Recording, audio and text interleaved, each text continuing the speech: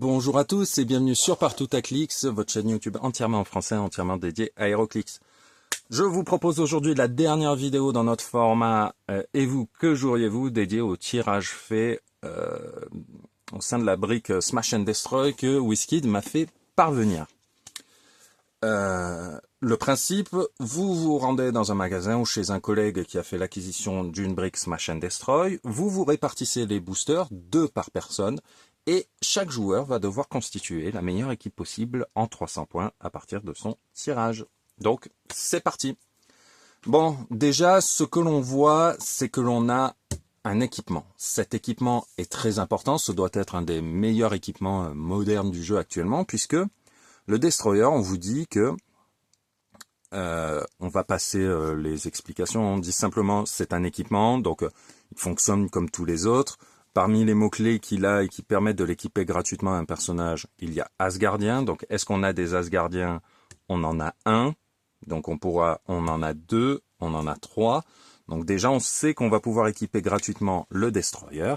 Et le personnage, et évidemment on va le mettre sur le clic 3 pour donner plus 2 à la défense, donc plus 2 à la défense, c'est quand même énorme, invulnérabilité et géant.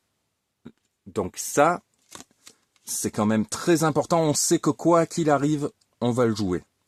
Même s'il faut payer les 15 points, on sait qu'on le joue, mais on a de la chance d'avoir 3 Asgardiens dans l'équipe. Mais ce n'est pas tout. Ce n'est pas tout, puisque déjà on voit qu'on a le pouvoir stand. Je vous ai pas montré la figurine, excusez-moi. Hop là, elle est quand même bien sympa. Même si on ne pointe pas du doigt, mais bon. On a Asgard, on n'a peut-être pas les mêmes règles. Kraven, en quoi est-ce qu'il est intéressant? Bien évidemment, 2 clics d'outwit. Et ça, c'est très très très important. Il a un trait, Son of Kraven, au début de la partie, pour tous les personnages avec ce trait, choisissez un keyword. Quand Kraven KO a un personnage avec ce mot-clé, marquez 10 points de victoire. Donc ça, c'est pas mal. Il y a la capacité d'équipe ennemie de Spider-Man qui n'aura que peu d'intérêt puisqu'il faut que d'autres puissent l'utiliser et malheureusement il n'y en a pas. Mais on va le sélectionner d'office pour son outwit. L'outwit, l'un des pouvoirs les plus importants du jeu puisqu'il vous permet d'empêcher une figurine adverse d'utiliser un pouvoir standard, n'importe lequel, même s'il n'est pas présent sur sa carte de personnage, ou un pouvoir spécial imprimé sur sa carte. Donc cela veut dire que là, vous gérez les pouvoirs de l'adversaire. Si vous avez une ligne de vue dégagée et que le personnage est dans votre portée, minimum 4. Donc ça, on sait qu'on va devoir le sortir, puisque si on veut pouvoir infliger des gros dégâts, il faut qu'en face, il n'y ait pas de réducteur, pas de super sens, pas de choses qui vont pouvoir vous ennuyer. Donc là, on sait qu'on a déjà 45 points de prix. Après, ce que l'on va voir et qui attire l'œil, c'est forcément un tireur. Un tireur dans une extension qui s'appelle Smash and Destroy, où vous avez des Juggernauts, des Titania, des figurines qui vont à la cogne au corps à corps. Avoir la possibilité de les canarder de loin, c'est quand même voilà, un confort. Sachant que ce Hawkeye, que l'on a déjà vu dans une précédente vidéo, puisqu'il a déjà été tiré, même s'il n'a pas de pouvoir de défense en début de dial, a des valeurs très intéressantes. 12 d'attaque, 3 de dégâts, avec tireur d'élite qui le mène à 13 d'attaque, 4 de dégâts à distance. Ces lignes de vue ne sont pas bloquées par les terrains élevés et par les terrains gênants. C'est-à-dire que les furtifs, vous pouvez les canarder. Les gars qui se planquent en haut des toits, vous pouvez les canarder. Mais si vous mettez en haut d'un toit et que vous canardez, et que vous êtes donc planqué, vous n'avez pas besoin de vous mettre en bordure de toit pour attaquer, eh bien, c'est possible. D'autant qu'il a un trait, quand Hawkeye attaque, les personnages sur un terrain moins élevé que celui qui l'occupe ont moins 1 à la défense. Ça veut donc dire que vous avez un 13 d'attaque, 4 de dégâts, et l'adversaire a déjà moins 1 à la défense. C'est-à-dire que même si l'adversaire il est à 20, vous lui mettez moins 1 si vous êtes au-dessus, et donc à 20 de défense, vous n'avez besoin que d'un 6 pour toucher, pour 4 de dégâts. Ce que je trouve fantastique. Ajoutez à cela la capacité d'équipe Avengers, et là, ça devient un carnage. Parce que si vous choisissez une capacité d'équipe adverse, et que Hawkeye attaque ce personnage, plus 1 à l'attaque. Donc là, vous êtes à 14 d'attaque pour 4 damage. Si l'adversaire a moins 1 à la défense, sur 5, vous touchez un personnage qui aurait un 20, entre guillemets, naturel de défense, vous touchez sur un 5, si vous êtes bien placé et que vous avez la bonne capacité, choisi la bonne capacité d'équipe. Donc vraiment, cette figurine, je mets une très grosse option dessus en me disant, oui, faut pas l'oublier. D'autant que, on a la chance que la rare, on a eu 2 rares, hein, l'équipement et celle-ci, et en général, et plus on monte dans les raretés, normalement, plus on a des figurines efficaces avec des pouvoirs. Et là, on voit que nos 2 rares, c'est une figurine à 35 points et un équipement à 15. Mais vous en faites pas, ça devrait tourner parce que ce personnage-là, déjà, on se dit, mince, il encaisse pas. Ne vous en faites pas. Entrée, toughness. Ça ne réduit que d'1, mais c'est peut-être le clic qui va pouvoir sauver la figurine. En pouvoir, elle peut générer 2 marqueurs débris dans des cases dégagées dans sa portée et dans sa ligne de vue. Bon, ça, on va dire, c'est bonus. Ce qui est important, c'est télékinésie. De la télékinésie, on n'en a vraiment pas vu beaucoup au cours de l'extension. Et pouvoir replacer votre tireur, votre attaquant potentiel, ce genre de choses, c'est vraiment super. Donc je vous la présente, hein. J'avoue ne pas connaître le personnage, mais bon. Et pourquoi est-ce qu'on la sélectionnerait uniquement, entre guillemets, pour de l'ATK? Eh ben non, c'est pas uniquement pour de l'ATK, c'est parce qu'elle a également Enhancement. Et Enhancement, ça dit quoi? Ça dit qu'un personnage allié adjacent, lorsqu'il tire, il a plus 1 aux dégâts. Donc là, votre Hawkeye, s'il est adjacent à débris, qu'il est sur un terrain élevé, et qu'il a choisi la cible, la TA de la cible, il est à 14 d'attaque pour 5 dégâts et la cible a moins 1 à la défense. Donc voilà, vous allez cogner très fort. Elle a une deuxième partie de trait d'attaque, du pouvoir blanc qui dit choisissez jusqu'à 4 marqueurs de débris dans votre range et dans votre ligne de vue. Pour chaque marqueur choisi, infligez un dégât infliger à un personnage adverse qui occupe ou qui est adjacent à l'un de ces marqueurs un dégât. Alors, un dégât, on se dit, bon, est-ce que c'est très important? Ben, ça peut l'être, d'autant que vous n'avez pas besoin de lancer de jet d'attaque. Et ça, c'est pas mal. C'est du dégât assuré sur des petits soutiens ou des figurines comme ce Captain America que je vais vous présenter. Si vous êtes face à lui et qu'il y a un 19 de défense, bon, on a vu qu'avec le Hawkeye, ça posait pas trop de problèmes. Mais gratuitement, là, vous faites vos marqueurs avec une action de pouvoir et gratuitement vous le retirez, vous mettez un clic à Captain America. Il n'est plus à 19, il est à 18. Donc vous allez faire tomber les valeurs sans faire de jet d'attaque. Et en quoi c'est important? C'est important parce que là, on n'a pas de relance. Donc il faut être sûr que vos jets d'attaque touchent. Donc le moins de petits dégâts de gratte que vous allez pouvoir faire, même si ce n'est qu'un dégât, aura son importance. Parce que là, le Hawkeye, oui, il a 14 d'attaque, oui, il va lui en coller 5. Et même s'il est à 18 parce qu'il est sur un terrain inférieur, ben, si vous faites 3, ça touche pas. Alors que s'il a pris un clic, qu'il est à 18 et que donc il est à 17, avec 14 d'attaque, si vous faites 3, ça touche. Donc là, voilà.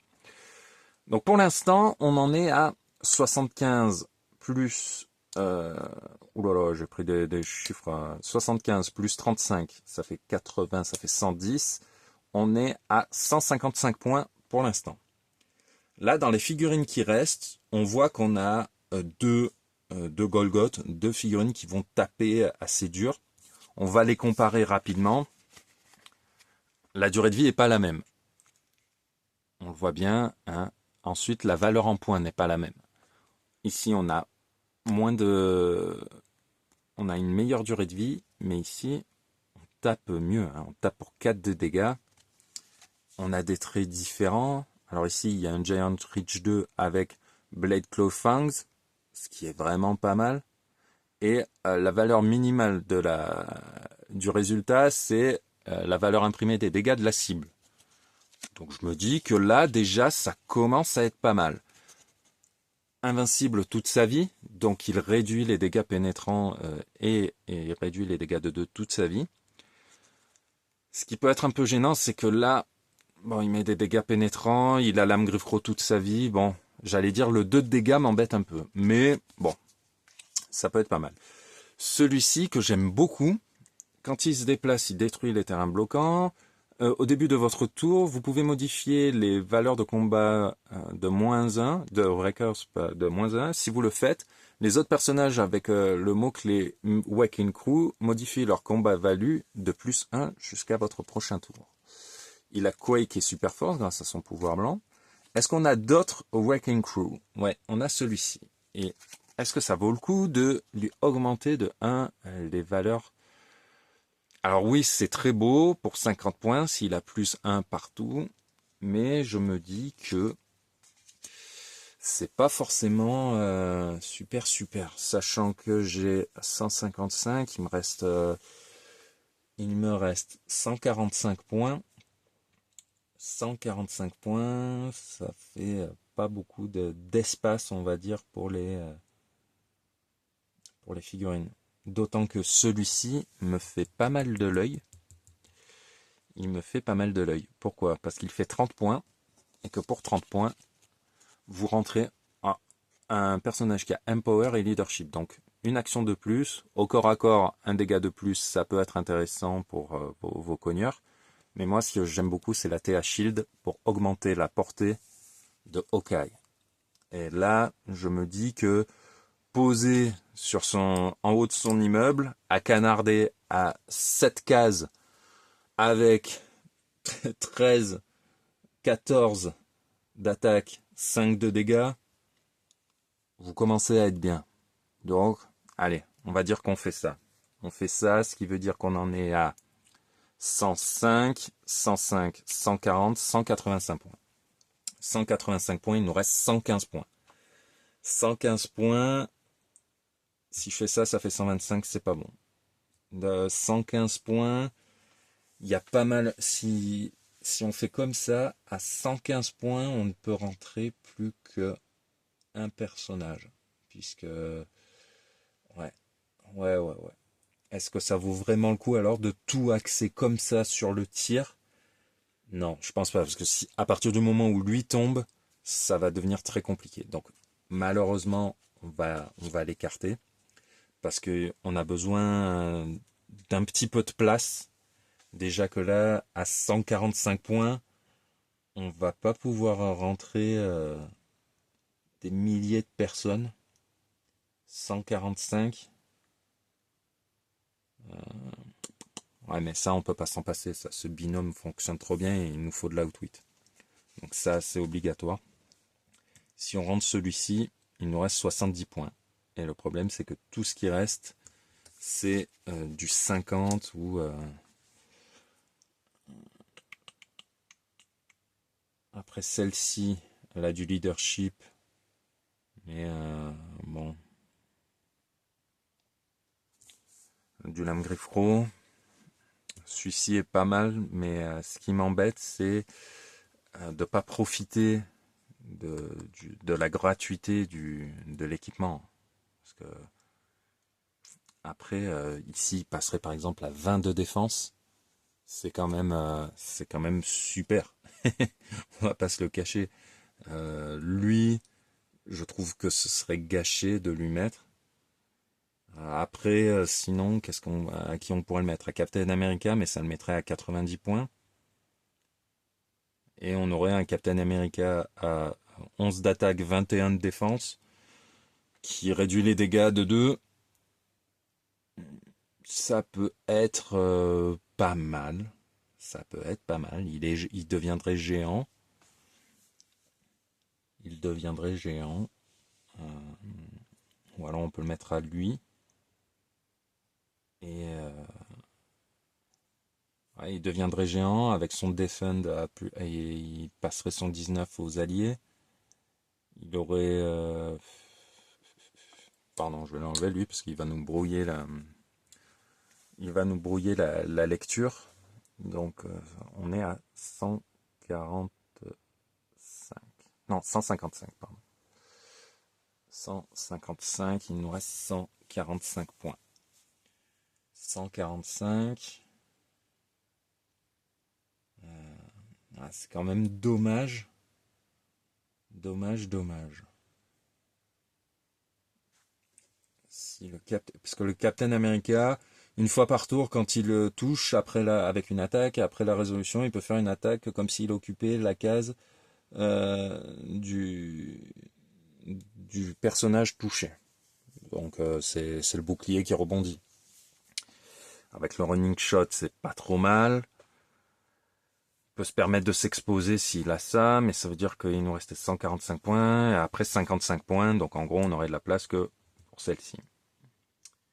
Si on rentre celui-ci, donc à 85 points, et qu'on lui met l'équipement, il reste à 85 points. Donc il nous reste 60 points, et 60 points, on ne peut pas rentrer plus. On reste sur cette config-là. Donc quoi qu'il en soit, c'est soit Captain America ou Absorbing Man équipé de ce petit gars et Brune, soit ouais, parce que rentrer ces deux-là, j'ai pas assez je charge pas, j'ai pas ce qu'il faut. Soit celui-ci, il a quand même une super durée de vie. Ouais, quand même, hein, géant. Bon, il a déjà le Giant Reach. Il récupérerait plus de en défense. Il passe à 20.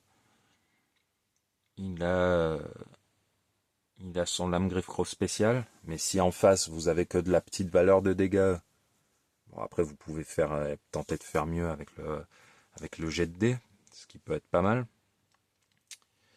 Si on vous outwit ici la défense, qui vous permet de réduire les dégâts de 2 et les dégâts pénétrants, vous avez encore la vulnérabilité, ce qui peut être pas mal. On peut aussi dire, si on est vraiment fou, pourquoi ne pas mettre le Destroyer sur Hawkeye, pour qu'il récupère Psyblast et qu'il mette des dégâts pénétrants. Mais bon, il a déjà le Precision Strike. Donc ça peut être pas mal, d'autant qu'il y a l'Outwit. Donc bon, les dégâts, on est à peu près sûr de les mettre. Ouais, là je suis assez embêté, hein, parce que faut faire un choix, sachant qu'il ne reste que, parce que sinon ce serait ces trois-là si je vais essayer de faire du monde, mais j'ai pas de gros encaisseurs ni de gros cogneurs, mais deux gros encaisseurs ils sont là, et soit c'est 85 points, soit c'est 90 points, puisque les deux auraient ça. Je pense quand même que le fait d'avoir 20 de défense, la lame griffe croc, ça peut être pas mal. Ouais. On va peut-être... ouais. On va sélectionner l'Absorbing Man. Même si je suis assez fan du Wrecker. Mais bon, son trait, on le paye alors qu'on n'a pas de perso pour en profiter. Le Captain America, ça aurait pu être intéressant d'avoir le 19 de défense à partager avec les copains. Mais déjà, si on voulait outwit, il n'y a plus de partage de défense. Et il n'encaisse pas. Il aurait le plus de défense et l'invulnérabilité. Mais voilà, le potentiel de dégâts ici est un petit peu plus grand. Après, ici, on a quand même le tir. Ouais, vraiment, c'est difficile là. Mais je pense que ouais, je vais opter pour ces deux-là. Donc ça veut quand même dire qu'ici, on est à... Donc, 90 et 75, 165, 165 et 35, 200, 245. Il nous reste 50 points, donc 50 points forcément on éjecte ces deux-là. Enfin 55 points, donc c'est forcément une des figurines qui reste là. Et là la question se pose, est-ce que je rentre Pile Driver, Brune ou Lenny Ballinger. Lenny Ballinger, ce serait un soutien pour notre tireur. Mais ça veut dire que vous bloquez 3 figurines dans un coin pour tirer, pendant que vous n'en aurez plus que 2 sur la map en train d'aller castagner. Ça me paraît pas judicieux. Parce qu'ici, on a une figurine, mais c'est quand même un équipement. Donc, on l'écarte.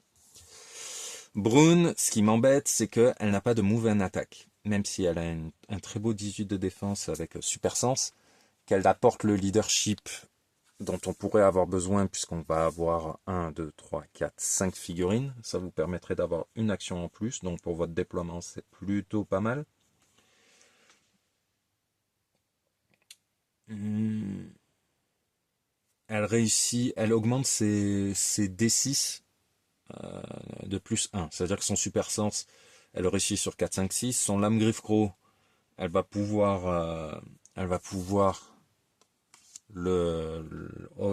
voilà, améliorer les dégâts infligés. Elle a un mot-clé commun, elle est mystical, elle pourra faire son leadership ici. Elle a un warrior, elle pourra faire son leadership ici. Ça semble être pas trop mal comme idée. D'autant que lui, alors il va pouvoir encaisser. Pour le même nombre de points, on a un clic de vie en plus. Mais je me dis que pour Asgard, allez, on y va comme ça. Hop, et hop. Donc ce serait ce vers quoi j'irais, hein, en mettant vraiment un très gros binôme ici pour le tir. Vraiment, c'est ce qui me plaît là dans ce tirage. L'outwit est indispensable. Et donc après, ça s'est joué à notre gros encaisseur qui va pouvoir mettre des dégâts, ici. Et un attaquant secondaire, donc qui va être ici. Voilà, on arrive à la fin de cette vidéo. Je vous remercie de m'avoir suivi au cours de ces semaines. Et donc je vous pose la question, et vous, que joueriez-vous ?